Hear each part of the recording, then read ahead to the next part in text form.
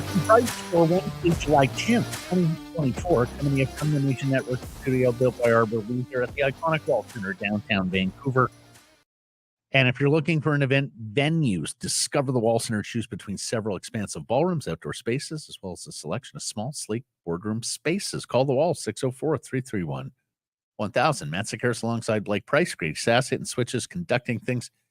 Big show coming up. And we're going to spend some time today looking at the Vancouver Canucks vis-a-vis, well, the hurdle they're going to have to get over, the Edmonton Oilers in the Pacific Division, and go a little deeper in that division. Poll question today: have the Canucks closed the gap on the Oilers? You can vote yes, you can vote no, you can vote there never was a gap. Do so at Sekeres Price, at X, or Twitter, and YouTube. Mr. Price. Yeah, the Oilers did okay too. I think both sides, were active and were participatory in this opening week of free agency. But they're on the other side of the cap line, so they need to make some moves that relieve their cap situation. The Vancouver Canucks could theoretically make some moves that adds to their salary cap. Both of them have work to do in that regard, though. Both have to get a little bit creative. For the Oilers, it may be the deletion of an Evander Kane. I saw Oiler-based podcast talking about maybe a trade of CC or Kulak to give them some salary cap relief as well. They are very forward-heavy, and Matt, that's great for the entertainment value in the National Hockey League. They don't seem intent on joining the rest of the NHL in terms of loading up on D, particularly the big D, like the Canucks have, and choking out teams that way. They are going to score away their problems next season as well. Now, they have the two big RFAs, both former or one-time first-round draft picks, and Philip Broberg on defense and Dylan Holloway up front. So they do have to get these two players re-signed. They did add to their defense depth with Josh Brown, and they kept Troy from Richmond, around. Up front, they moved their third-line center, Ryan McLeod, but feel like they've replaced him with Adam Henrique, who they got at the deadline, but he was hurt and missed some time, particularly against the Vancouver Canucks in the Stanley Cup playoffs. They've gotten older on the wing. They've gotten more offensively adept, I would argue, on the wing with Victor Arvidsson, Jeff Skinner.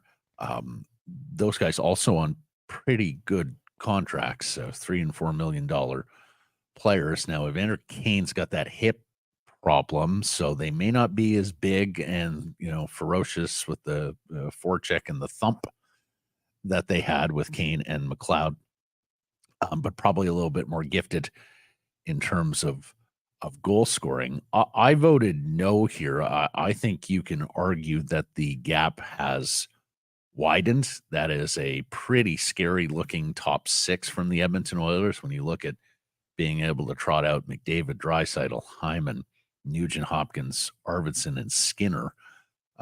Boy, there should be an awful lot of goals there. But, are they stout enough defensively? That defense is not better than the Canucks. And that goaltender is not better than the Canucks. And can Skinner be the guy that we saw for the most part after he was removed from the series against the Vancouver Canucks and had to fight his way back and re-earn? Man, I would say that is an almost perfect forward set, though. That is a near perfect 12 guys.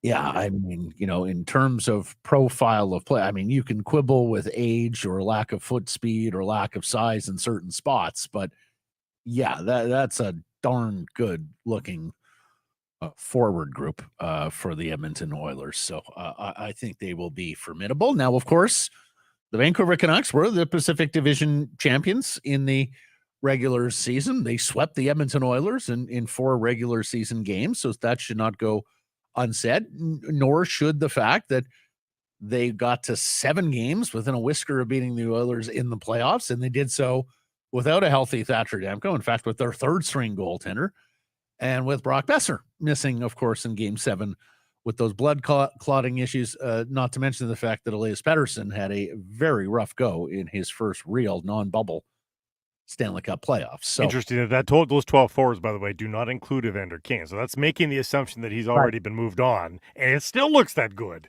Or LTIR'd. Right. There's I think a couple of things there with Evander Kane. That is, he does have a new movement clause. Kane does for this coming season, so he's going to have to play ball if the Oilers do want to move him out and not simply LTIR him with that hip injury. So I voted no. Did you vote no, Blake? Did you vote yes? I voted no. Okay. I think there's still a gap, particularly from the end of the season, but I don't think it's an insurmountable gap, and I don't think it's a gap that completely makes the Canucks an improbable repeat Pacific Division champion. Because if the defense plays really well and Thatcher Demko is Vezina caliber again, Matt, I think there's every bit the possibility that the Vancouver Canucks can repeat as Pacific Division champions. Yeah. Maybe not quite to the level that some have predicted, though.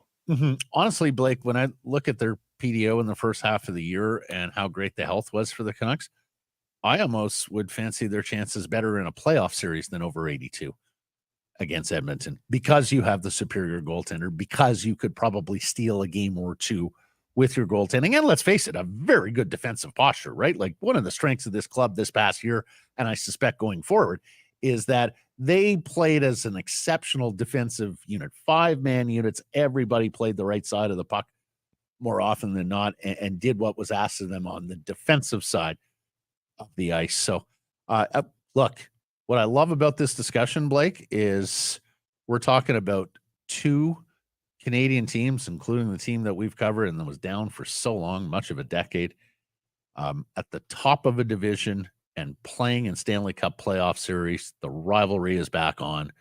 Can't wait for that first Oilers Canucks game this coming season. Yeah, if that roster that we're looking at on the screen is healthy for game one of a playoff series versus the Oilers, absolutely. They stack up pretty well. But 82 game grind, injuries, inconsistencies, the size can certainly be helpful on the blue line. If big rangy defensemen, they gobble a lot of space. They do. That was something that was helpful against McDavid, particularly at even strength. So frustrate and intimidate and all that sort of stuff. Come back to that with two more monsters in Forbert and Desharnais, in part to replace Nikita Zadorov. We'll see how the Canucks do in terms of moving and transporting the puck in zone exits when Hughes and Hronek are on the ice. And the other thing is, I think we talked about this a lot in the playoff series.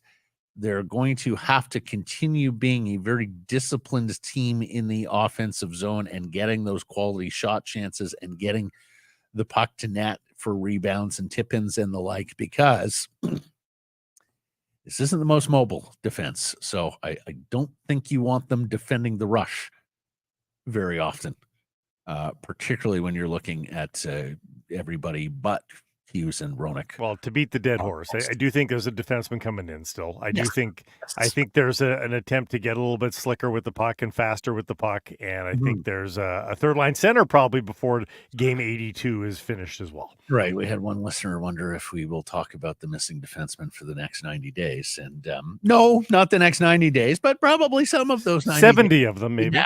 Start of the regular season. Let's get to our top story, though, Blake. Argentina 2, Canada 0. The Canadian men's national team bows out in the semifinals of the Copa by the same scoreline that they lost the opening game to Lionel Messi and the Argentines. They do so before a packed house at MetLife Stadium right across the river from New York City, in a game and an event that I think will forever be memorable for Canadian fans, because you're sitting there watching your team with a fighting chance against perhaps the greatest player in the history of the sport. Look, I thought top story brought to you by Yellow Dog Brewing, neighborhood brewing, Yellow Dog Spirits and Foolish Winery. I thought they did well for the opening 20 minutes before they conceded that first Argentine goal, Blake, and I thought they did reasonably well over, say, the last 20 minutes. The subs were great. Subs were fantastic. Taniel O'Shea had the best strike on goal. The best two scoring chances were from Tanny, and that's more. Well, that's as much a kudos to him as it is a condemnation of Schaffelberg and Jonathan David in particular, who the early chance. I mean, it's too bad that's wide a goal because it wasn't even really close. Like, if there's 10 steps to create a goal, Canada gets 1 to 9 down pretty good. Well, 1 to 8 certainly. But my goodness, just those last couple of moments that separates a half chance from a full chance and a full chance from a goal.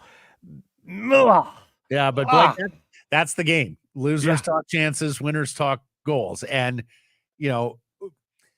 filling the position of striker to the point where you're one of the better teams in a major international competition at that position.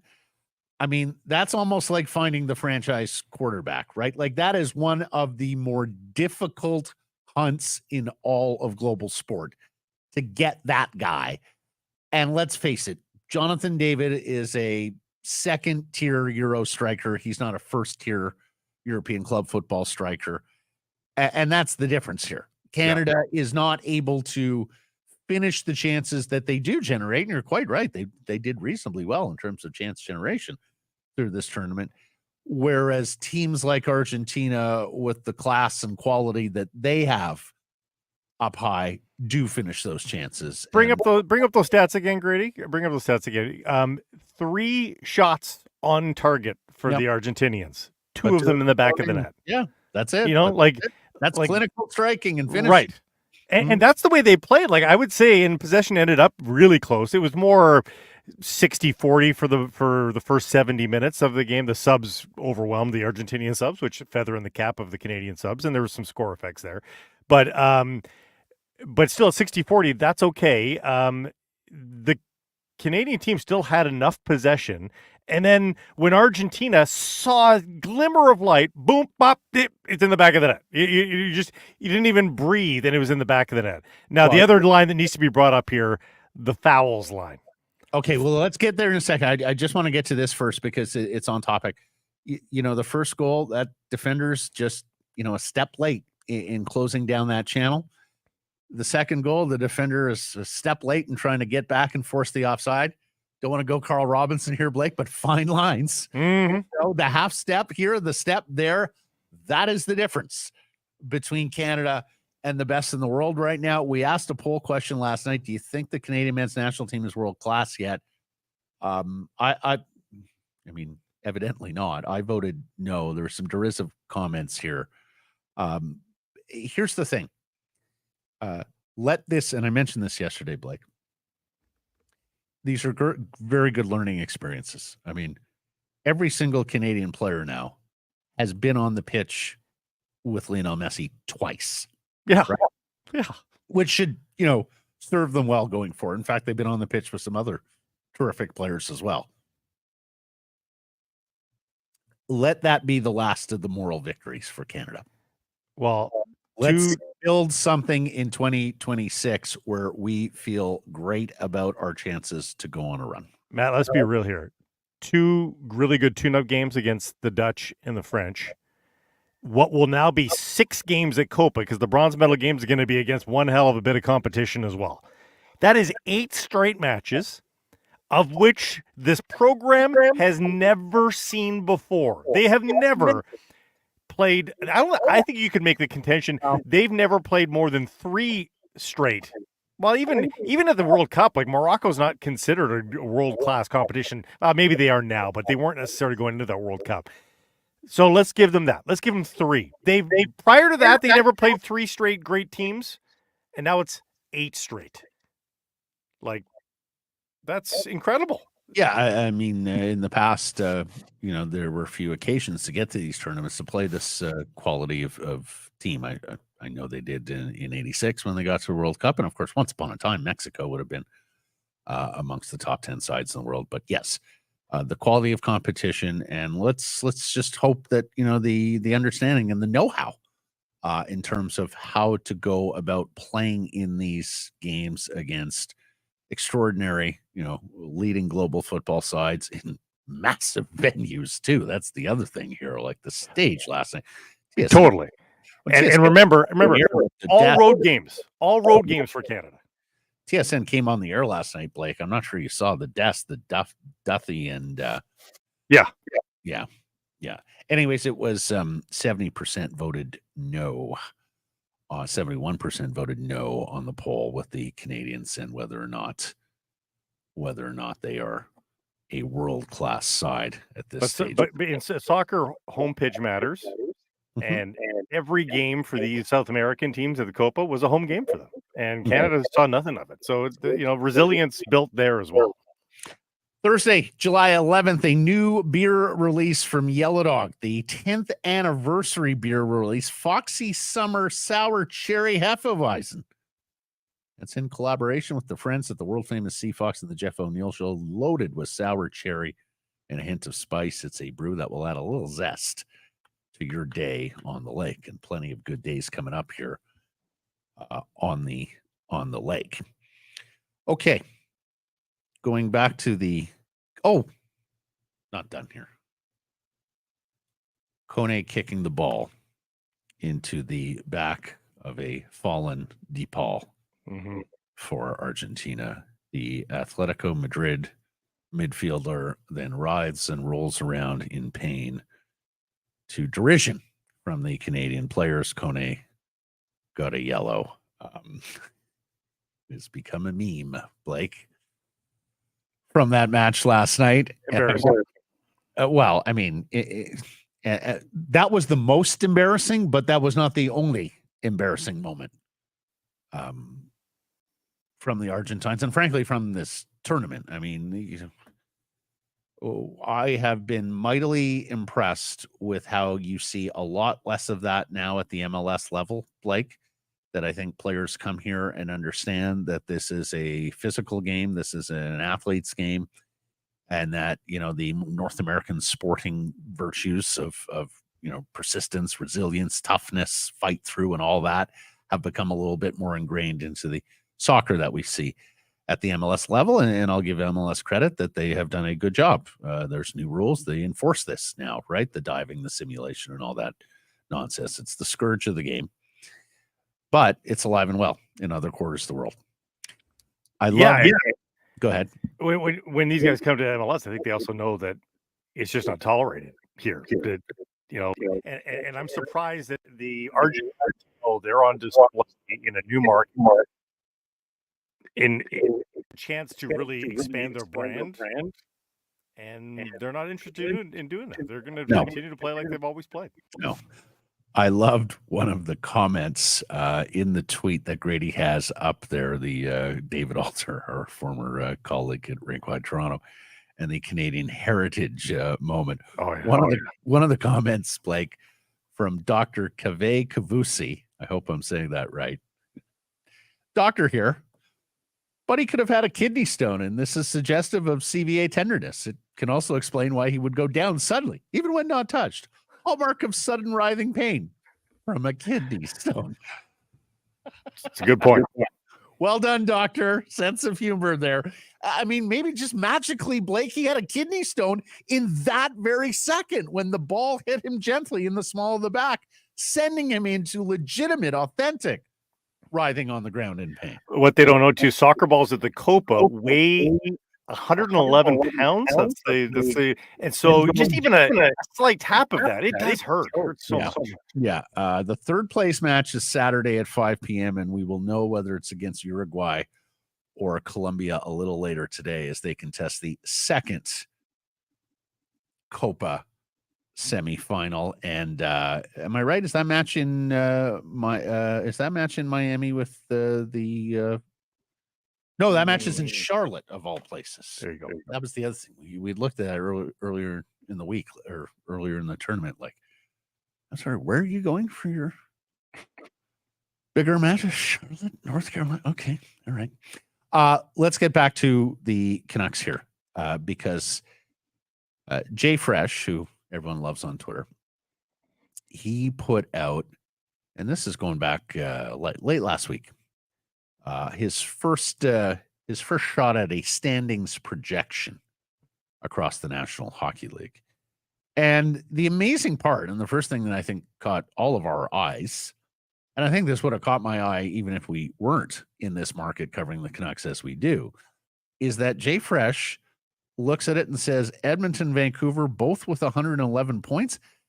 And that would be a tie for the President's Trophy, Blake. Now, the Canucks stayed in President's Trophy talk till, late in the season. But to think that they could come back and stay in it and be right there with Edmonton based on Jay Fresh and his prediction and his model, that's pretty lofty stuff. That suggests that there are some models out there that are feeling very good about what's underlining the Vancouver Canucks. God bless them. I don't believe it. Like I don't think the Canucks are capable of another 111 point season. Mm-hmm. I just don't see it. And boy, depressed totals across the rest of the league when you look at the graph. Big time. Yeah. There were a number of things that caught me about this, but let's go through the Pacific for a second. Like Blake, he's got Vegas as 14 points worse than Vancouver and Edmonton.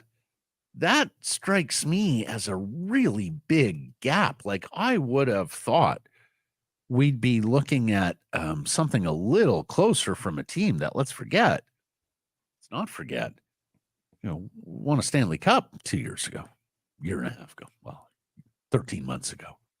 Now, and of course added Tomas Hertl. Now, maybe some of the shine is coming off some of these Golden Knights. No more Marchessault, of course. He moved on. But, Eichel's still there. Hertl, Mark Stone is still there. Still like the depth of their forward group. And then Hanifin, Pietrangelo, Theodore, and McNabb. It's Haig and Whitecloud. It's a pretty good-looking defense core as well. Now, Vegas is one of the teams that got involved in the goaltending market this offseason. They, of course, traded Logan Thompson as he was signing autographs in a Vegas casino during the draft, and they've backfilled there with Ilya Samsonov, formerly of the Toronto Maple Leafs. But, when I saw Vegas at 97, I thought, I think they're going to be a little bit higher. Now, one of the teams that I was pleased to see the Jay Fresh model discount is the Los Angeles Kings.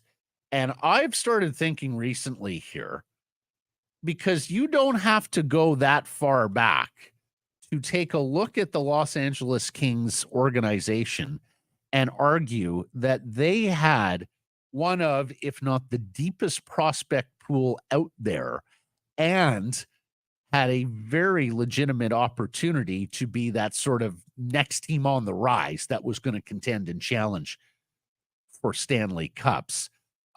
They went out last year and made some moves that were regrettable, including Pierre-Luc Dubois, who they've since moved on. They got a nice score in Kevin Fiala, but it came at the cost of a young right-shot defenseman, Brock Faber, who had a sensational season for the Minnesota Wild, second in the Calder Trophy voting. Looks like he's going to be an offensive force from the blue line for a while. Byfield continued to make a step there, but, he's going to now have to realize all that potential of a number 2 overall pick, of a big, intimidating, goal-scoring, offensively inclined centerman, or at the very least winger, until Anze Kopitar is ready to give up center ice. They're going to need Alex Turcotte, who has been a disappointment to date as a highly drafted player, to be a guy for them. They added Tanner Jeannot from Tampa Bay, paid a healthy price to do so, and then gave Joel Edmondson one of the big head-scratcher contracts in free agency. Now, the right shot offensive dynamo Brant Clark, he could replace Faber organizationally, and everyone believes that he is going to be a terrific offensive defenseman. We'll see how much they can eke out of Drew Doughty. Mikey Anderson is an underrated player. And look, they think they've got their goaltending solved now with Darcy Kemper, who was acquired in the aforementioned Pierre-Luc Dubois trade. But for me, Blake, that is still a bit of a question mark. Just how good are the Kings in goal, and will they finally score enough goals to realize the potential and take that next step? 89 points is not a lot of points. I think that's a little shy for me. I think that's a little bit meek. I think they're better than that, but only by 5 or 6 points probably. I don't mind the Vegas prediction there. The goaltending in LA is incrementally better, but it's not worlds better. That's for sure. They're going to have to work hard to hold off Seattle. I think Seattle's better. I think Seattle's a 90-point team. So here's the thing. I think just about everybody likes the Seattle Kraken free agents. Like Chandler Stevenson is a really serviceable player. Perhaps not coming off his best year. Perhaps was made to look better in previous years based on what was surrounding him there in Vegas. Perhaps a contract that is too long and too rich. Yeah. But Chandler Stevenson is a serviceable player. Matty Beniers is only getting better, right? As their top line centerman. We know Jared McCann can score goals. We'll see how much more they can eke out of Eberle, Schwartz, Burakovsky, Bjorkstrom, and some of the other guys. And of course, a big X factor there may be Shane Wright, Blake, and just how ready he is to be not just an NHLer, but a good NHLer. Montour on defense can only help. Again, you might think it's a little too rich that he's not quite a top pair defenseman. Okay, fair enough. The top 4 defensemen there look pretty good. Again, going to be leaning on a young player there, I think, in Riker Evans, who I think a lot of people thought would be take a bigger step forward this past year. And then there's the goaltending, where Grubauer was just disgusting last year, and Decor came in and sort of saved the day for a couple of months, but it still wasn't good enough. So when you look at these Fresh predictions, I see, like you, LA, Seattle, Calgary, and maybe Anaheim if some things go well, and if they keep John Gibson and he has a good year, having some malleability there. There could be some movement in that mid pack, but I do think Edmonton, Vancouver, and Vegas are firmly your top 3 teams. Do you think Calgary's got a chance to get to 90 points? Yeah. So for me, when we're evaluating the Flames, is there more to come? Because it seems like it has been a long, slow crawl to a full-on rebuild in Calgary. There were rumors about Nazem Kadri. Like, if somebody's willing to give you something good for Nazem Kadri at this stage of the game, it might sewer your season if you're the Flames, because you're taking a good center iceman off the team. But it might also be an offer you can't refuse, given how much term is left there, what age it takes him to, and how he's likely not going to be a frontline player the next time that you're competitive. And frankly, Blake, some of Calgary for me pivots on our old friend Andrei Kuzmenko, what he does and what they get out of Anthony Mantha on the 1-year deal, not to mention Jonathan Huberdeau and whether or not he can bounce back in any way, shape, or form. But I got to say, I look at the Flames defense. I see Weegar, I see Anderson, who are both fine players, but I see the weakest group of 6 defensemen the Flames have put out there in some time. And ultimately, goaltending is a bit of a wild card too. Right. And no, Markstrom, I mean, really like Dustin Wolf's potential. And Vladar has been a good secondary NHL goalie, but I'm not necessarily sure we're looking at a couple of I'm not sure we're necessarily looking at anyone who this coming season, based on who will be playing in front of them, can be one of those upper echelon goaltenders. And I think they would need something like that if they're going to get to the playoffs and exceed 90 points. RIP CapFriendly. The sale to the Washington Capitals is closed. The site is now officially offline. If you go to CapFriendly, you will get a message there from the owners, the publishers, thanking everybody for the last 9 years. And if you missed our show a couple of weeks back with Hart Levine, the founder, editor, publisher of Puckpedia, Puckpedia is a damn good site. It's a similar interface to CapFriendly. Has some additional bells and whistles that CapFriendly didn't have. It is by all means going to be the industry-leading replacement at this stage of the game for CapFriendly, for those who aren't already familiar with Puckpedia and the fine work that Hart Levine and his team does on that side. And he is super open to suggestions and constructive criticism and ideas. So by all means, go to Puckpedia, get in the DMs there or on the contact line if you see anything that you would like to see on that site. They are very open to ideas in terms of how to refine and enhance. Pulling for Hart, he's about to get a lot. There's going to be a lot more people to join this fray. Yeah. One last hockey note here. We knew this was coming. Chris Johnston, going to get to the Chris Johnston tweet on this, that the 3 Chicago Blackhawks, Stan Bowman, Al McIsaac, front office, of course, Bowman, the GM, Joel Quenneville, the head coach, were reinstated on July 1st. They were previously, of course, ineligible to work in the NHL based on covering up a sexual assault in that organization against former player Kyle Beach. And the National Hockey League has said that these 3 men have not only served their time, but have done the necessary work in the intervening 3 years. I'll read from the release. While it is clear that at the time their responses were unacceptable, each of these 3 individuals has acknowledged that and used his time away from the game to engage in activities which not only demonstrate sincere remorse for what happened, but also evidence greater awareness of the responsibilities that all NHL personnel have, particularly personnel who are in positions of leadership. Moreover, each has made significant strides in personal improvement by participating in myriad programs, many of which focus on the imperative of responding in effective and meaningful ways to address alleged acts of abuse. The league expects that they will continue this commitment in any future capacity with the NHL or one of our clubs. There has been some talk about Stan Bowman going to Edmonton to be the general manager.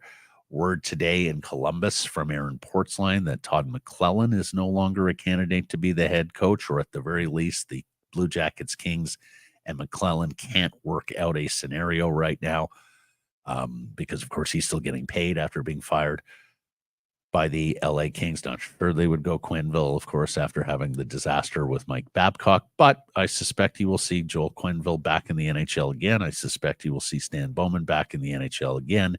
And when they are introduced at press conferences with whatever team is out there hiring them, I hope they will further detail what the National Hockey League is talking about here in terms of the work they've done, the strides they've made, and the programs they have participated in, as well as fully address their shortcomings with the Chicago. Right. An Blackhawks. apology. Exactly. Oh, for sure.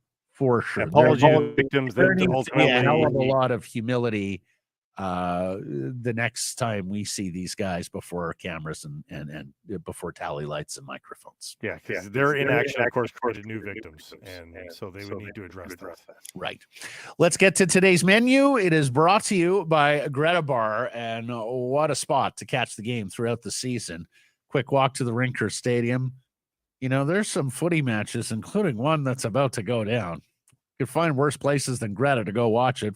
Unbelievable food, drinks, fun before and after the game. Make it a game night at Greta, 50 West Cordova, or at gretabar.com. We got Frank Seravalli on the show today, NHL insider of the Daily Faceoff. Frank had a very busy week, of course, last week dealing with free agency across the National Hockey League.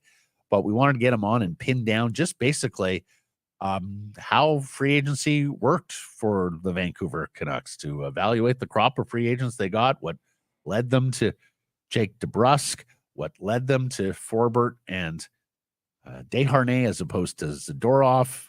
Frank talks tampering because that was pretty evident across the league that it was happening. We talk about the gap with the Oilers, not to mention some of the Pacific Division, and of course what's still to come here in the NHL summer with a bunch of scoring wingers that are on the trade block. So Frank Seravalli is coming up on today's program as well. We got a golf report coming up on a very, very strange selection from the PGA of America for Ryder Cup captain.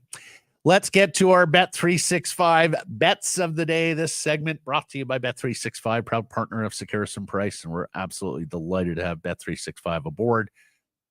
Blake, hear me out. Uruguay. They won from open play in the group stage, and then they needed penalties in the quarter over Brazil. Colombia has scored in all 4 of its matches to date, including the quarter where they destroyed Panama. 9 total goals for Uruguay, 11 total goals for Colombia. I am going over 2.5 goals today in their semi, hoping for some fireworks, and over pays a very healthy plus 175 at Bet365. You go to the Canadian and U.S. basketball exhibition match, pre-Olympic exhibition match. It's just exhibition. I don't expect a lot of defense. Canada scores 50 in the first half, plus 190. Yeah, defense in those exhibition games. Open an account with Bet365 today and bet on a huge range of markets. So whatever the sport, whatever the moment, it's never ordinary at Bet365. Use code VANBONUS, all together, all one word, when opening that account.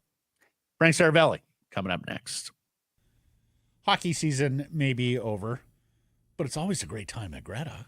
Air hockey season is never over. Right. And at Greta, it's the best air hockey table around, but all the best games. So never mind waiting for somebody else to stage something in Vancouver for you this summer. You can stage your own thing. The fun is always there at Greta. A quick walk to the rink or stadium. It's a go-to spot before the game, after the game. Make it a game night at Greta, 50 West Cordova, or at gretabar.com.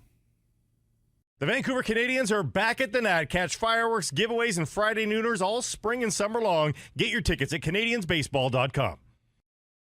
Our first opportunity to talk to Frank Seravalli, NHL insider from the Frankly Speaking podcast and the Daily Face-Off since the Vancouver Canucks and all their free agent activity. Frank joins us from his base in Philadelphia. How you doing? I'm pretty good, guys. Nice to get a chance to take a breath and take a sober second thought at what was free agency. Yeah, well, before we get into the Canucks, you have a big takeaway. Like, I know you guys did the show, the free agent show on Canada Day. Were you surprised by anything? Were there any trends that emerged? What did you make of the day writ large in the No, NFC? I think there's always a big reaction to some of the larger deals that are handed out. And, people would say, hey, can't believe this guy got this much term. Can't believe, 7 years for that guy. And I understand the criticism, like it's totally fair and warranted. However, when you look on a chart of all the deals that were signed, I think there were 5 6-year deals and 5 7-year deals. I mean, we're not really talking, there was 143 1-year deals. It's they're outliers in the quite literal sense, and some of them will end up working out just fine. And I'll be real curious to see what does that mean for someone like a Jake DeBrusk, for instance. But it feels like at times there's a bit of an overreaction when it comes to evaluating the market and really what actually took place on July 1. Well, the Canucks should count themselves lucky, according to those stats, that they at least caught a decent-sized fish and had an opportunity to improve their club. You talk about sober second thought as well. Writ large on the Canucks acquisitions then, what's your report card there as a whole? Because we had guests on last week who said, hey, the Canucks did okay, blah, blah, blah, explaining and we had a couple of fans in the reaction go, did okay? Are you kidding me? They did amazing. Like, there's still some debate as to exactly how much success the Canucks had on July 1st. What's the report card from your eyes? I kind of report card, if I were to look at what could have been, like, those things don't count. It only really matters what ended up being. Correct. We know that they had a ton of interest in Jake Gensel. We know that didn't happen.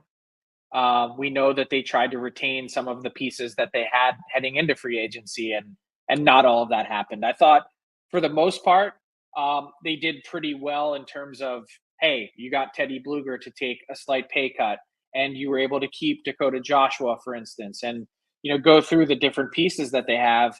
I would say on the whole, if I were to give them a grade, it would be a C plus. I think it was middling. I think it was I guess the biggest thing that I struggle with is I don't know how you could possibly make the argument today that the Vancouver Canucks are better than they were when they lost in game 7 of round 2. Part of that is to be expected. Like, we knew that they were going to have a really difficult time keeping all the pieces that they had on the ice. That was kind of a one moment, one period in time type roster that they were able to assemble, that I think they saw a window and they smashed it. Now, moving forward, the big question is, how aggressive will this front office be in terms of trying to get back to that level, which was still less than halfway there? So answer me this, Frank. What would you have liked to have seen? Obviously, they had their heart set on Gensel, and that wasn't able to come to pass after Tampa trades for his rights. Did you not like the pivot to DeBrusk? Tell us about the process that landed them DeBrusk, and tell me, was there something out there you think they could have done and didn't? Well, I like the pivot. I mean, he's a worthy check down option, but he is just that, a check down option. Like, that money and that term wouldn't have been devoted to him had they been able to get Gensel. There's just no way to make it happen. They get him for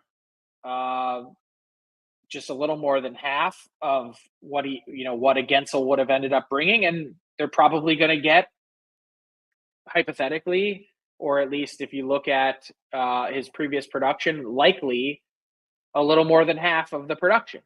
So I understand the pivot for sure. He was, the term I think is really kind of fascinating, and the total commitment, but it's not going to matter 3-4 years from now. You're counting on the first number of years of that deal being successful, and I don't really have any doubt that they will be. So from that perspective, I think they're just fine. Go ahead. Well, I was just going to say, would you have preferred Toffoli and Arvidsson, Mantha, one of the other next tier wingers, and particularly given the deal some of those guys signed? Skinner? Not particularly. Skinner would have been a nice fit. I think, when you look at Arvidsson, I think he's a tremendous player that is a pain in the arse to play against. That's a great net front presence that also has a significant injury history. And so you really have to, be concerned about that as well. There's lots of people who wonder how much production the Edmonton Oilers are going to get out of Arvidsson given his health status. So I think of what was left available in terms of trying to find a winger to play with Elias Pettersson, this is as good as what was on the table available to them. But that's it. I would have liked to have seen a better follow-up move. I like Heinen and Sherwood as acquisitions. I can even understand Forbort for the extreme short term that he's been signed, but at the same time, I could also imagine conglomerating the money from some of the role players like Desharnais and Forbort to find somebody that can maybe just be a little bit more impactful than the depth that you ultimately get. So then my next question, and I would totally agree with that philosophy. Mm-hmm. My next question would be, who is the target then? Yeah, I mean, ideally I would have tried to aggregate some money and find a defenseman that is in the $3 to $5 million range to really complement what they've got. And maybe that would be at the cost of not bringing back Tyler Myers ultimately. Well, maybe that's one of the key misses then, is should they have just gotten a deal done with Nikita Zadorov then? Mm-hmm. Because money-wise, it would have been definitely possible to do so, given how all of this transpired. I think the problem for the Canucks is once they got to a certain point where they were kind of devoting or allocating that money to Gensel, the market was moving so rapidly that I think there's a lot of guys, wink, wink, this never happens with tampering. There's a lot of guys that started to sweat and said, hey, I can't be left holding the bag here. I've got to lock in on something. and, wait until 12:01 to actually sign the paper. But I got to land somewhere because so many of the jobs and cap space, it was all allocated by a certain point in the process. I'd say really not long after arriving in Vegas for most of these teams, everyone had a pretty good sense of what the market looked like. Two follow-ups, one on the defense, but one on the tampering, Frank, since you mentioned it. It's extraordinary how many deals were seemingly done in the minutes after noon Eastern time. Is the NHL concerned about that? They used to have the talk window, right? The tampering window. So is the NHL concerned about that? Like, what's the process going to be going forward? Because it's pretty evident there was a lot of tampering this summer. Well, so if everyone's tampering, then no one is tampering. That's right. That's how I would look at it. Like, there's not one team in the league, in my view, that didn't engage in inappropriate conversation prior to July 1 at 12 noon Eastern. It's not possible. So everyone's guilty. I don't know how you'd possibly police it. And taking a larger view, the NHL fell victim here to its own schedule. You have a draft and a free agency and a cup final in that condensed of a period of time. You couldn't even do an interview period or window if you wanted to, unless you changed the date of free agency itself, which there have been calls to do that forever, and they've resisted those on a Canadian holiday. They don't care. That's the start of their next fiscal year, and that's the start of the next contract. So, I don't think they're terribly concerned. No one has said a word to me. No one has whispered that this is something that is even on the league's radar. Okay. The work they did do on defense, Forbort and Desharnais, your thoughts there? Forbort is a guy that I think a lot of people seem to like. He's a well-respected player in the sense that everywhere he's gone, he's been a good fit team-wise, which I think is important when you're talking about that role on a roster. I like Desharnais. I saw him a ton, obviously, during this playoff run and throughout, his sort of bursting onto the scene as a classic late bloomer. He's got the size, he's got the reach, he's actually got pretty decent boots for a player of that size. I would just say that there are real limitations there. He's skill-wise, like, he is what he is. Like, you're not going to see anything flashy or fancy. He comes to work and brings his lunch pail, which is important. He's a worker, he's a grinder, and certainly won't take it for granted, but don't expect him to be anything more than he isn't, which is a classic big third pair defenseman. I worried about his decision making in key games for the Oilers. I thought he was certainly one of the weak links there on the blue line. So they seem to be intent on trying to sculpt him into more, into using Gonchar and Foot and getting more out of Desharnais. I'm not saying it's impossible. No, I'm just saying good luck with that. Like, yeah, you've got your work cut out for you. At 27, you are where you are. Yeah, most probably. Okay, so let's look at that. I mean, they get an Oiler.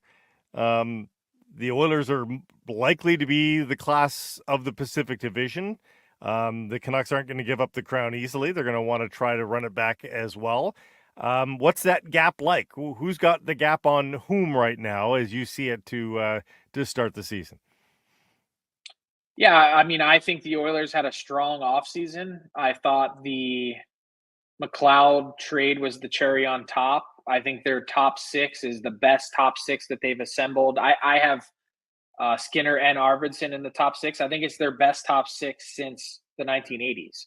How much worse are the Canucks than what we saw last year, I think, is a fair question to ask. And will there be some other natural regression? We talked last year about, hey, is this team going to come back to earth at varying points? And there were like some small, sags and stretches throughout the course of the season as it went on.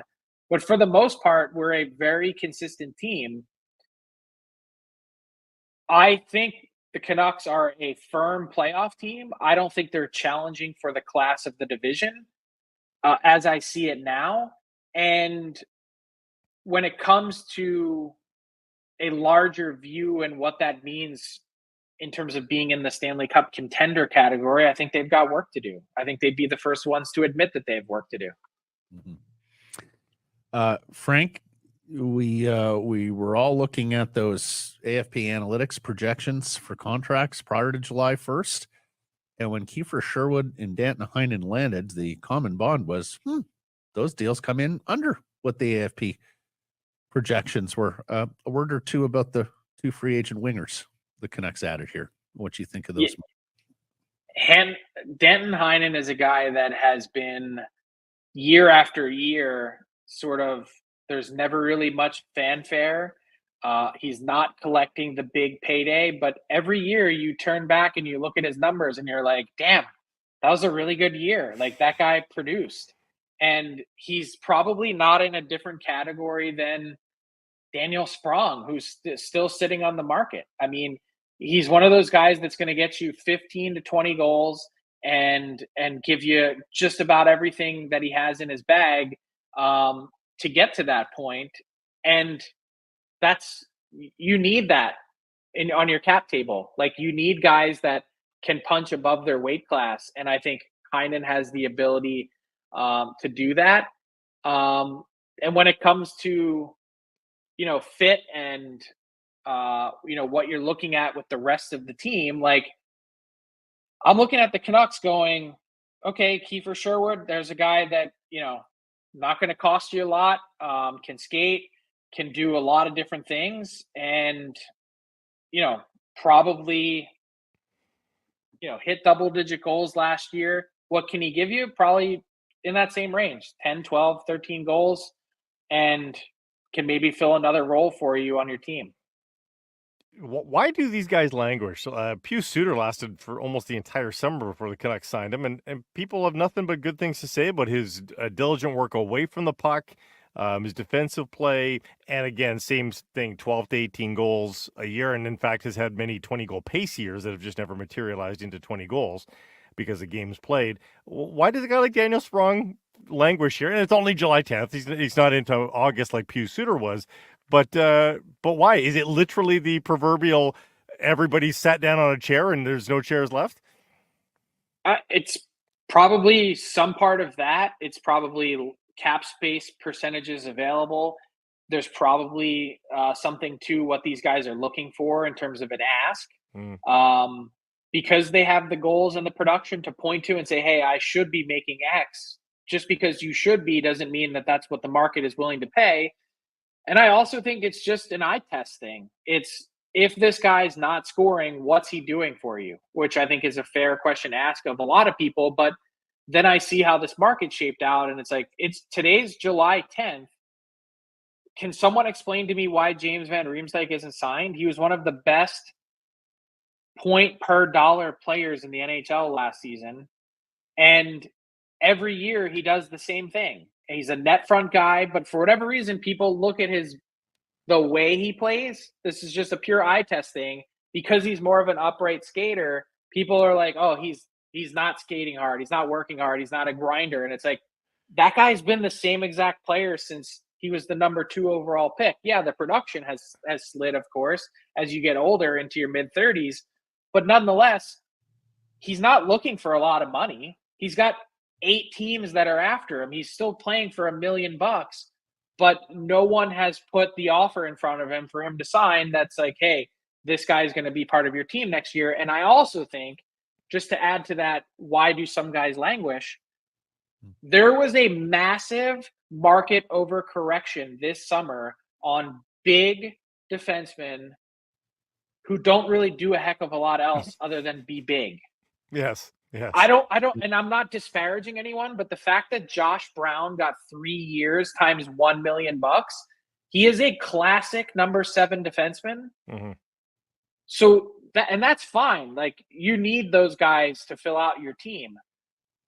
But Tyson Barrie has 550 points in 800 NHL games. He doesn't have a deal. Tony DeAngelo, totally different set of circumstances, but a 50-point defenseman. He doesn't have a contract.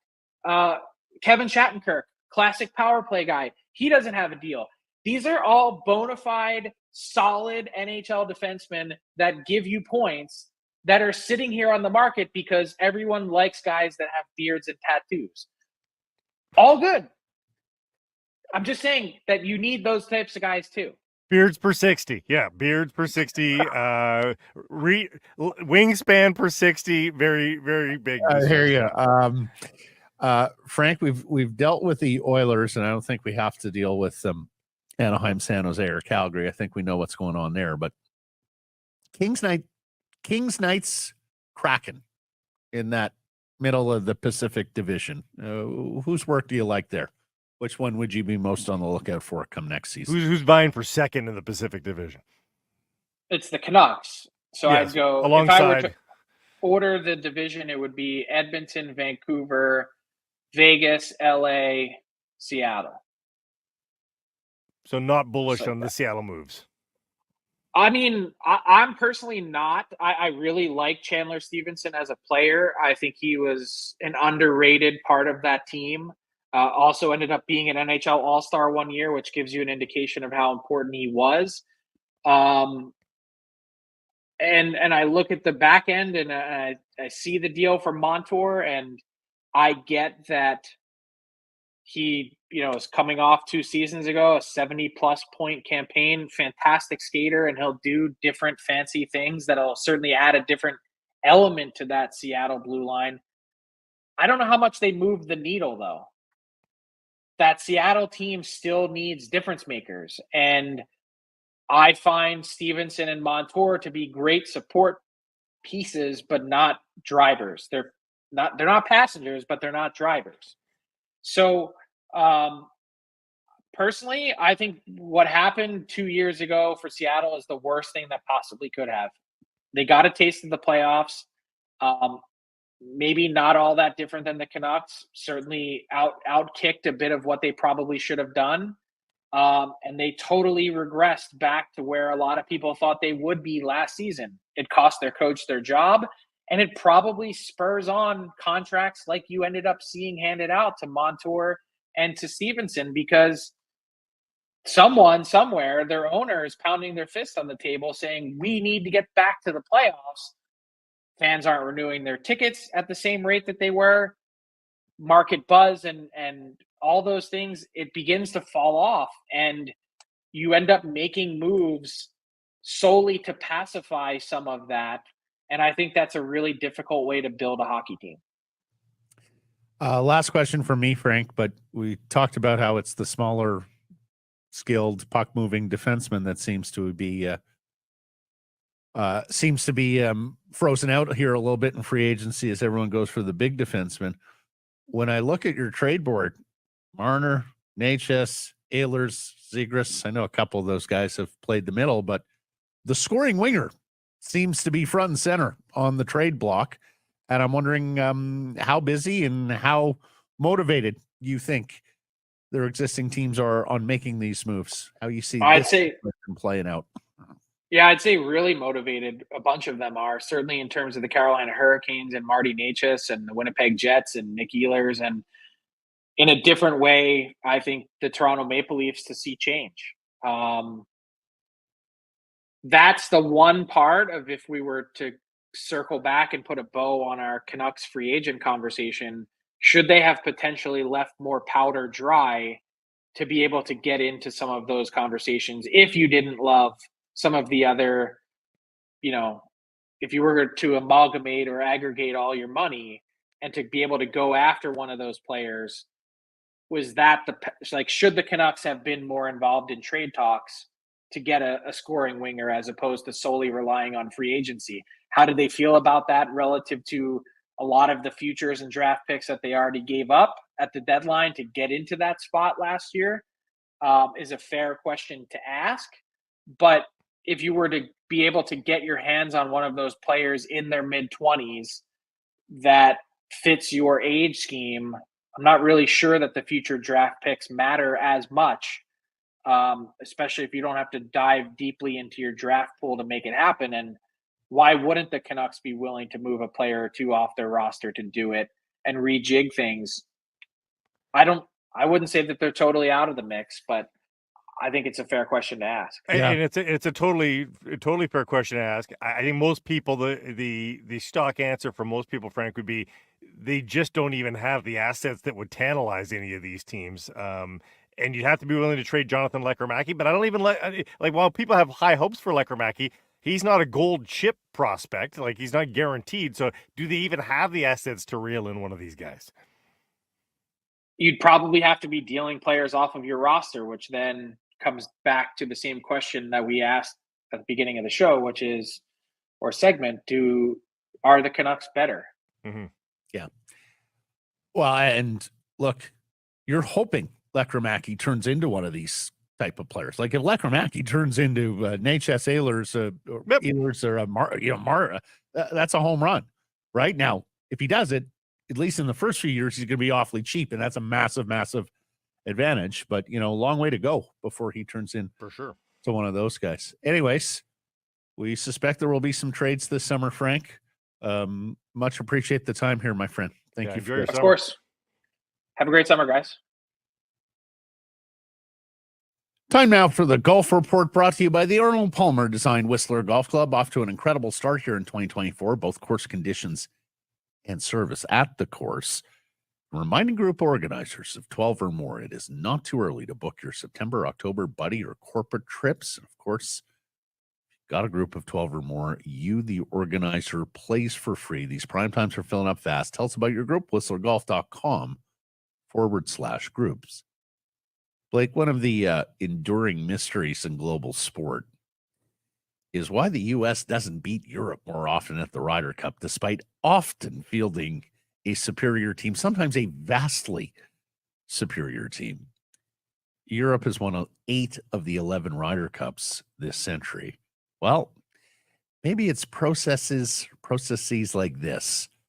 The PGA of America named Keegan Bradley, who's now 38, as a Ryder Cup captain for 2025, succeeding Zach Johnson, who, of course, got crushed by criticism after his team got crushed by Europe and Italy last year. Now, clearly, Tiger Woods turned them down.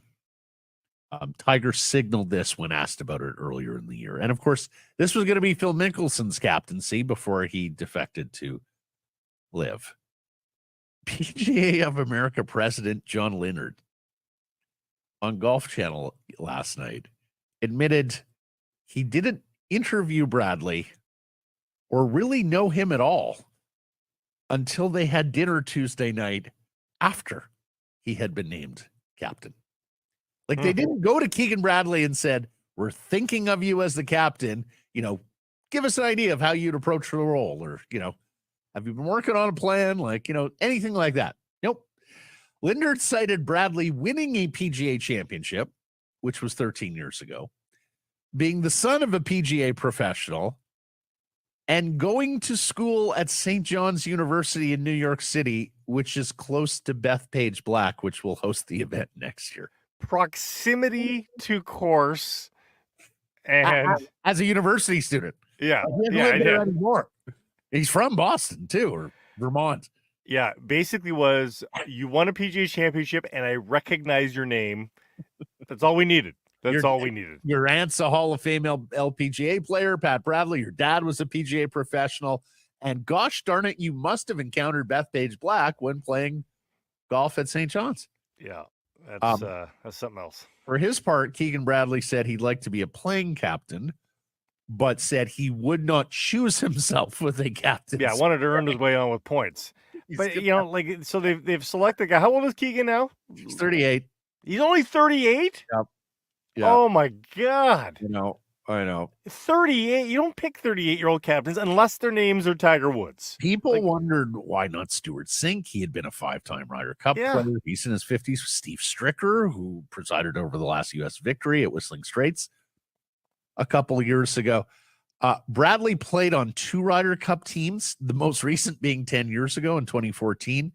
He famously told David Faraday when Faraday was doing his show that he was so disconsolate after losing in Scotland that he left his bag with all the Ryder Cup paraphernalia unpacked in a room in his house for months. Just did not have the heart to unpack that bag and relive the defeat. So he cares deeply about it, Blake.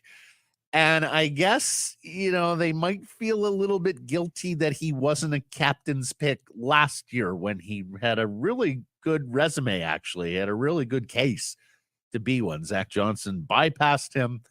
U.S. got crushed. And so here we are, Keegan Bradley.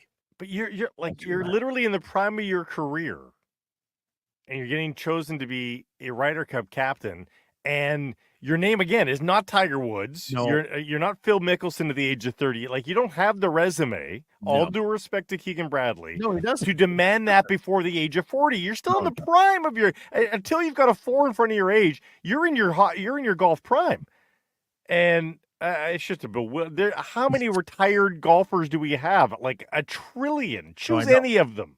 I mean, Davis, there were so many potential routes for the U.S. to go with guys who had also been vice captains as well, Blake.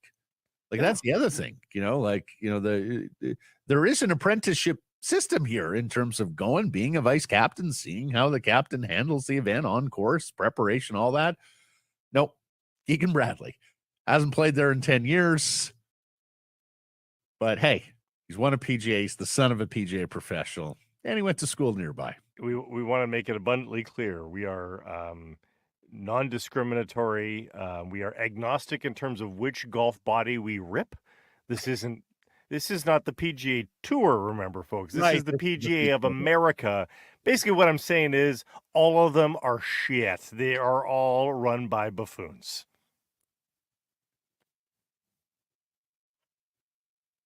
Hey, everybody, if you're enjoying what you're seeing here, then follow along with Sekeres Price on YouTube. I promise more content coming. The kids call it subscribe on YouTube. Well, how about liking it? Do that as well. Smash it right now.